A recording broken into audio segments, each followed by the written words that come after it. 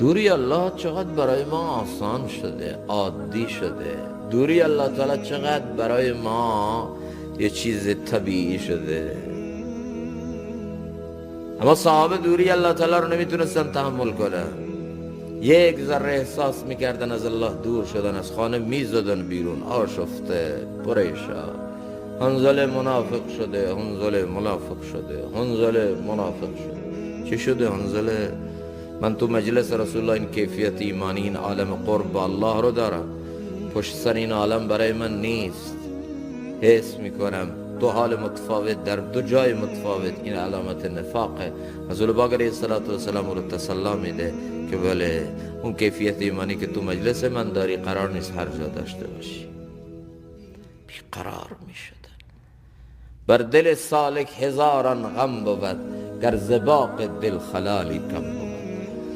مولانا عبدالعزیز رحمت الله تعالی علیه جمله قشنگی میفرمودن یک عده سرمایه‌شون تو جیبشونه، اگر چیزی ازش کم بشه بیقرار میشه. یک عده سرمایه‌شون تو گاف صندوقشونه، چیزی ازش کم بشه بیقرار میشه. یک عده سرمایه‌هاشون تو بانک، اگه یکم کم بشه بیقرار میشه. اما دوستان الله تعالی سرمایه‌شون تو دلشونه، اگر یک ذره از او کم بشه بیقرار میشه.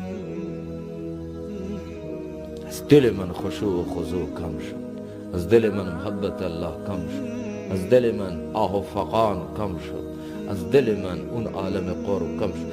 ما امروز نمیدونیم سرمایه واقعی چیه. وقتی ما رو در خلوت قبر تک و تنها گذاشتن و خشتای لحظ رو روی سر ما و اون موقع گفتن حصل ما فی الصدور، در بیار محتویات دل رو بریز بیرون. اوی اونجا میفهمم سرمایه اصلی سرمایه دل بوده و من نفهمیدم این سرمایه چقدر قیمت داشته. اونجا جاییه که هیچ چیزی به درد انسان نمیخوره مگر اون سرمایه‌ای که تو دلش داره، از قرب الله، از یک ربنا، از یک آه، از یک نفیر، از یک ناله، از یک ربنا، از یک سجده. سرمایه تو دل آورده، اون سرمایه میتونه قبر انسان رو روضه ای از روضه های جنت کنه. من ربک، من ربک. این رب رو فراموش نکرده، چون 1 متر، 1.5 متر، 2 متر فقط پایین تر آمده.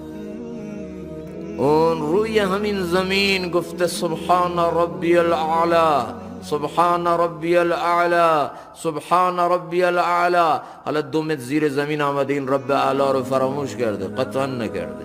این روی همین